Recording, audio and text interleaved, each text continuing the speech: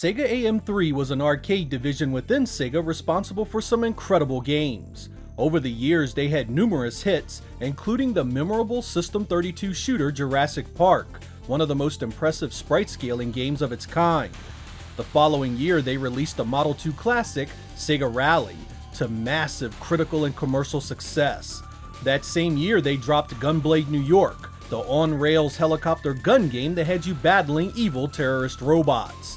The hits just kept coming: Manx TT Superbike, Last Bronx, Cyber Troopers Virtual On. I mean, this division pumped out close to as many hits that Sega AM2 was responsible for. But among all those memorable titles, they also found time to release a hidden gem in 1996 for Sega's STV Titan arcade board. Decathlete was a track and field sports game that allowed you to compete in various events like the 100-meter dash, javelin throw, and long jump. As many of you know, the STV Titan was based on the Saturn system, so a home port was almost guaranteed. That home port arrived mere months after the arcade version in July of 1996. With the hardware so similar, it was able to retain its 60 frames per second high-resolution engine from the coin-op, giving Saturn owners one of the prettiest titles on the platform. In this episode, we are going to take a look at it, go over its gameplay, presentation, and regional differences, and see if it's worthy of your collection.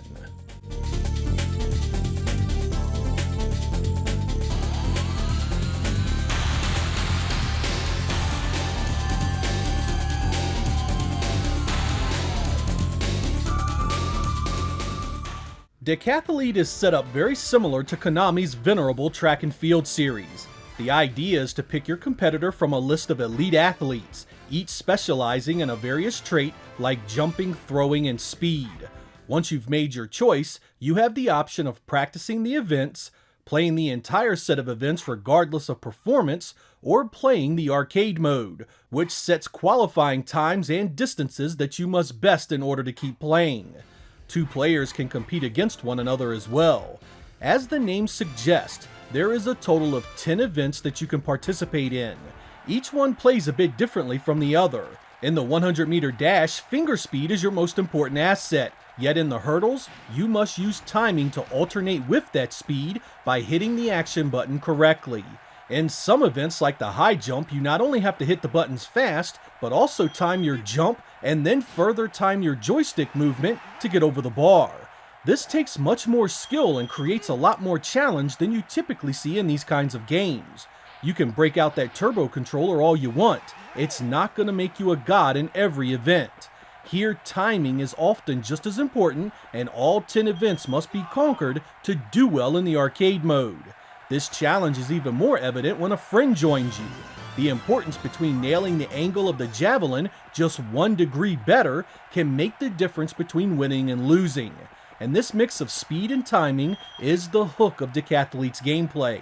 Most of these events are easy to pick up and play, but to get the best results, you're gonna need some serious practice. Get set.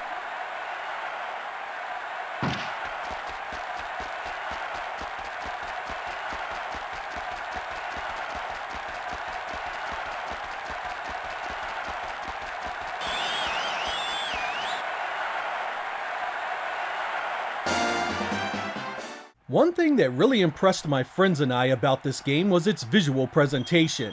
It uses the Saturn's high-res interlaced mode at an astonishing 60 frames per second. Only a handful of titles can boast this, and here it's even more impressive thanks to its heavy use of VDP2. Both the field you play on and the background graphics are handled by the Saturn's second graphics chip. This chip can draw an infinite plane that can be scaled and rotated almost like a giant polygon, and here it works really well. Not only does it give the arena an impressive size and scale, but it also frees up VDP1 to draw some very nice polygon models for the athletes. Combine the two and you have one great-looking 32-bit sports experience. I also love the way the camera follows the action as it unfolds. It pans, follows, and zooms as things happen, giving you the best vantage point of the contest. There are also different times of day for the events, which contributes nicely to the feeling of an authentic sporting event of this nature. All these elements come together to make this easily one of the Saturn's top titles graphically, and was a showpiece for the naysayers back at its release. But as gorgeous as this was, there are a couple of blemishes. First, there are rare moments of polygon dropout.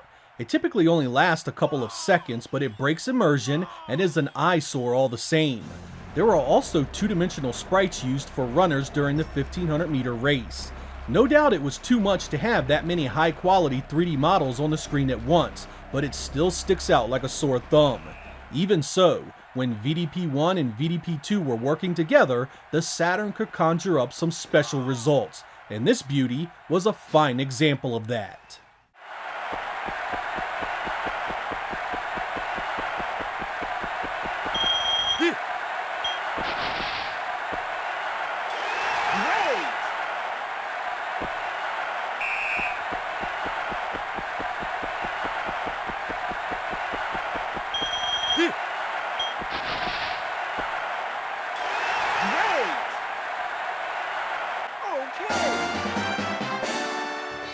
Decathlete isn't going to be on any best of list when it comes to sound and music, but what is here is fun and memorable.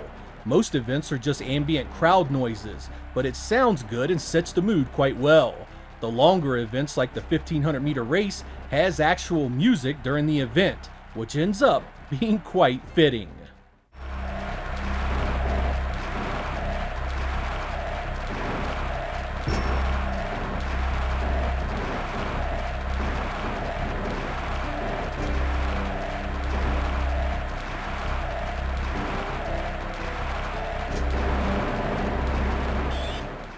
The draw of Decathlete comes from the age-old fun of good competition. These events not only take skill to pull off, but the added pressure of having to take out the records of the computer and your friends really adds to things.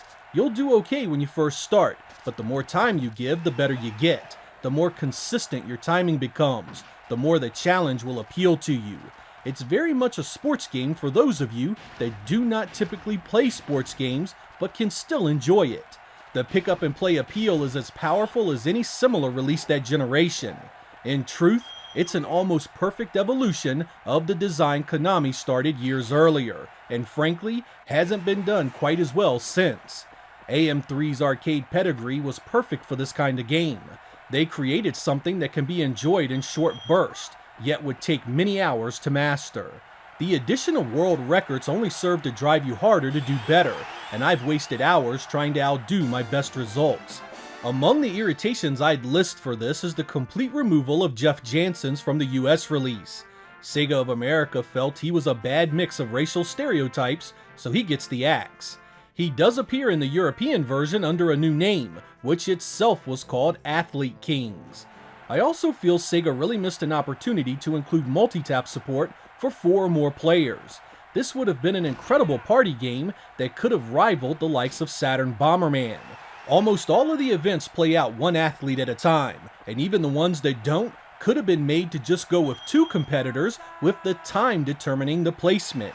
But these are minor gripes in an otherwise fantastic experience.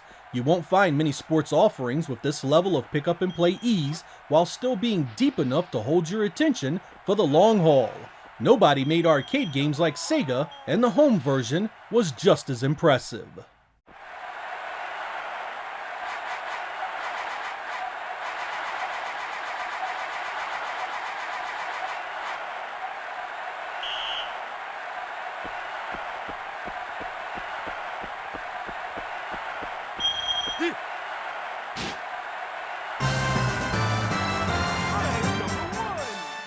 If you find yourself enjoying this, there was also a winter sports counterpart done by AM3 called Winter Heat. That was just as fun and added a much needed 4-player option. For those of you interested from there were 3 releases of this title in Japan. The first was the standard edition released around the same time as the US version. The options are in Japanese, but it's fairly playable once you click around and discover what's what. The second release was a Satakore value release that was essentially the same thing, just in a different packaging. However, the third and final release is a special X-Band edition that allowed online multiplayer. They are all fairly cheap if you're a collector. If you don't own a Saturn but have a PlayStation 2, there was a Sega Aegis 2500 release that had this, Winter Heat, and Virtua Athlete 2000 in one compilation. It even manages to add additional player models to the bigger races, replacing those awful two-dimensional sprites I mentioned earlier. One of the greatest bonuses of being a Saturn owner were games just like this. You rarely ever expected much from such releases, but once you learned the guys behind Sega Rally did it, you just had to give it a go. And you'll be glad you did, because that arcade-style fun is still in full effect and as good as it was all those years ago. Whether it's alone against the CPU, facing competition from a friend, or just messing around with your wife and kids, Decathlete is a top-notch product that not only shows off what the Saturn can do, but will also keep you coming back again and again for its surprisingly deep gameplay. I'm Sega Lord X, thank you guys for watching, and I will catch you next time.